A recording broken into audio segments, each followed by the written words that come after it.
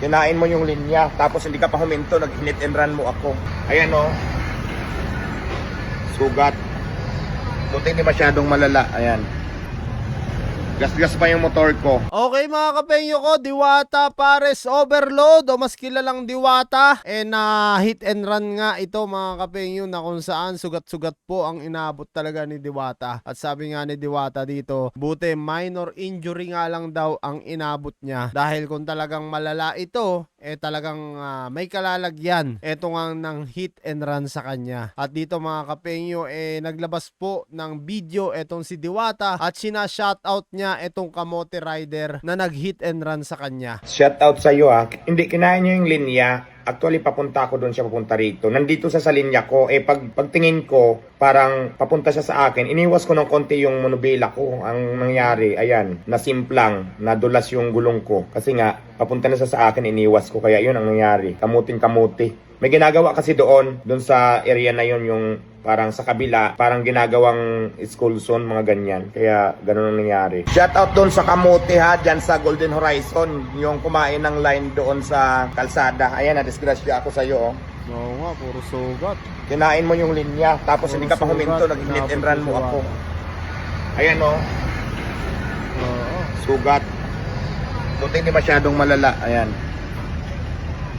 Pero marami Gas-gas pa yung motor ko. Ayun no. Kinain mo yung linya, tinakbuhan mo ako, magkikita pa tayo. Taga dyan lang sa may Golden Horizon, sa may Hugo Perez. Kilala ko naman yung mukha mo eh. Kinain niya yung linya guys, kaya ako na simplang kasi nga hindi siya. Yung linya niya sa kabila. So ayan.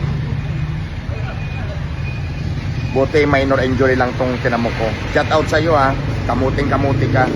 So yan mga kapenyo no, halata naman sa itsura ni Diwata, nagigil siya dito nga sa kamote rider. At kita nyo naman sa expression ng mukha niya na talagang gigil nga siya dito sa kamote rider na ito. At sinasabi nga niya dito mga kapenyo, kilala naman niya o namukaan niya yung mukha daw nito. At alam na rin niya kung taga saan etong ang taong nag-counterflow sa kanya. So dito mga kapenyo no, sigurado ako na mananagot ito. Dahil nilabas na ni Diwata sa social media. At syempre alam naman natin yung mga netizen na kilala naman siguro si Diwata. So matutulungan itong si Diwata na mai-report nga itong taong ito. Dapat talaga binibigyan ng example o nire-report yung mga ganitong tao. Kasi nga pagka ganyan lang ng ganyan, masasanay po sila na iisipin nila pwede na silang mag-counterflow o pwede na silang umovertake ng basta-basta at kahit saan. Dahil nga wala naman nagre-report sa kanila o wala nag-e-example. Maganda talaga yung ganito, yan, gaya niyan si Diwata. Kakita nyo naman yung mga sugat sa katawan niya, napakarami rin, kahit papano masakit din yan, kahit gas-gas lang yan.